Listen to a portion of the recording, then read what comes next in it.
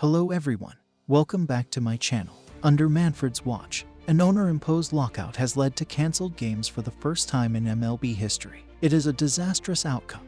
To use MLB Commissioner Rob Manfred's own words, that there are regular season games cancelled in the 2022 Major League Baseball season. Of course, you wouldn't have known it to see him smiling and laughing through some of his press conference on Tuesday, announcing the news after negotiations surrounding a new collective bargaining agreement fizzled out. This wasn't fueled by a worldwide pandemic, either, or anything else completely out of MLB's control.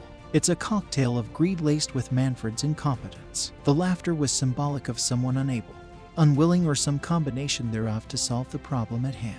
He had plenty of time to prepare for this, and yet every step of the way, Manfred has seemed ill-prepared to deal with whatever is thrown at him. The man who called the World Series trophy a piece of metal smiling on a day when MLB cancels games. pic.twitter.com/UPVGC74YYH. June Lee, March 1st, 2022. Let's start illustrating with a personal anecdote. It was 2019 opening day in Cincinnati. Before the Reds hosted the Pirates, Manfred had a press conference. He had a bit of an opening statement and talked about the annual parade held for the great fans in the city of the first professional team. Then he said, sort of tongue-in-cheek, though given everything we've seen from Manfred, I think it's pretty clear this was his earnest request. It was okay to open things up for some positive questions. Mine wasn't positive. I wondered how, at the time, a system that was paying Tyler Flowers more than 8 times more than Ronald Acuna, Jr., was going to be fair for the younger players moving forward, especially when Dallas Keuchel, who won the Cy Young in 2015 while making the league minimum, remained unsigned into the season in his first foray into free agency. Manfred was visibly upset. The system in place is a principal tenet that the MLBPA has voted for since my first negotiation, which was 1989, and they wanted a seniority-based system, he said.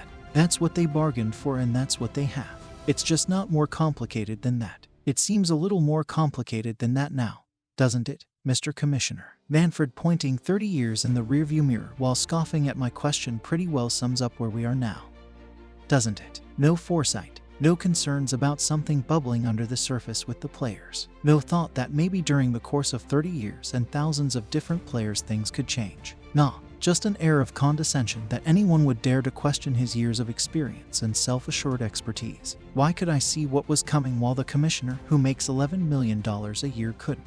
He isn't solely to blame, to be clear, but Manfred's incompetence is now part of the equation in a problem affecting a large number of people. Whether it is hardcore fans who are the lifeblood of Major League Baseball by spending money on the product, stadium or team employees who depend on an MLB season to earn a living, minor leaguers who remain severely underpaid, or a good number of major leaguers who aren't part of the inaccurate and pretty mindless millionaires versus billionaires trope. Plenty of people out there are at risk of being impacted negatively on some level with this ongoing lockout.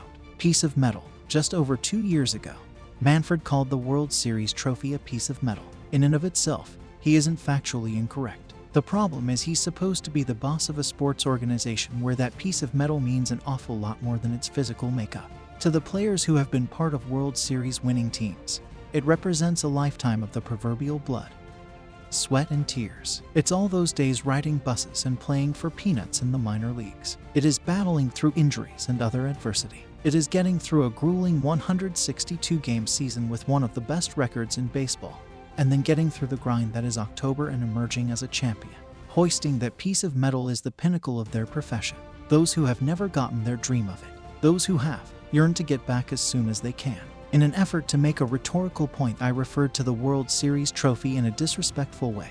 Manfred said a few days later, "It was a mistake to say what I said." Give him credit for the accountability. But let's look under the hood here for a second. Why did Manfred try to make a rhetorical point? Because he's just not very good on his feet in those press conferences when he feels like the questions aren't to his liking. See above when I pushed him on pre-arbitration player salaries. He lets this stuff get to him. And the piece of metal comment was regarding a really sore subject for him: the sign stealing scandals. Yes, the piece of metal comment came in light of people asking Manfred if the 2017 Astros should be stripped of their World Series championship in light of sign stealing scandals. The whole thing was a mess for Major League Baseball. And at the time, my colleague R.J. Anderson correctly pointed out the credibility problem for MLB and Manfred. Perhaps the biggest black eye for Manfred on the matter The league knew about the cheating going on and tried to stop it before the media found out and reported it.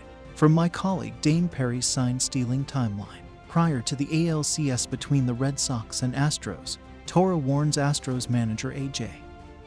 Hinch, Luno, Cora, and Red Sox president of baseball operations Dave Dombrowski that any activities in violation of MLB rules need to stop before details are leaked to the media. ESPN's Carl Ravitch will report this in late February of 2020. There's a lot more on this front we could place at Manfred's feet, but we're trying to be as brief as possible.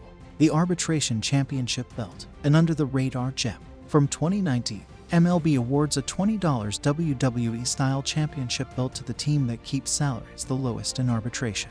MLB told The Athletic that the belt is an informal recognition of those clubs' salary arbitration departments that did the best. We're at a point in Major League Baseball that the majority of players don't reach free agency. In the 3 years of pre-arbitration, players rarely make $1 million in a season. This is an industry worth well over $10 billion a year. The lesser experienced players making relative chump change is one of the things the players most want to change with this CBA. Every little bit here is a nice illustration of why the players have such disdain for Manfred. From the piece of metal to the belt for suppressing salaries.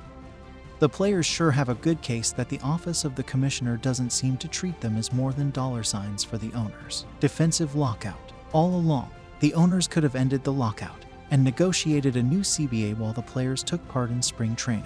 But Manfred and the owners decided a lockout had to happen in order to spur action. It was so necessary to lock the players out in order to jumpstart negotiations that the owners waited 43 days before submitting a proposal. Try to line that up. You can't do it honestly. Perhaps the worst part. Simply put, we believe that an off-season lockout is the best mechanism to protect the 2022 season. That aged poorly. Of course, those missteps pale in comparison to Manfred's greatest failure yet. That would be the fight between the players and owners that started back in 2020. The culmination of which is unfolding right in front of us and will apparently continue for a while. The absolute last thing any fan wants to hear about, especially coming so soon after everything affected by COVID-19, is a fight over money between professional athletes and uber-wealthy owners. And yet here we are. The owners are digging their heels in over what amounts to very small percentages of billions of dollars in revenue for short-term gain. They seem to be missing the big picture. Manfred is the commissioner of baseball. Ultimately, he works for the owners. They hired him and he's been doing their bidding throughout the process of this negotiation.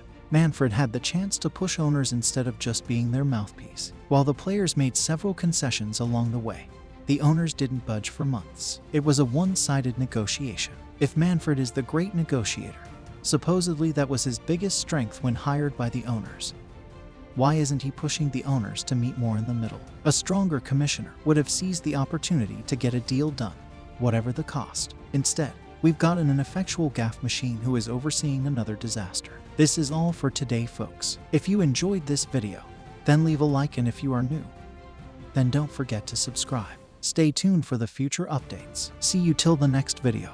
Thank you for watching.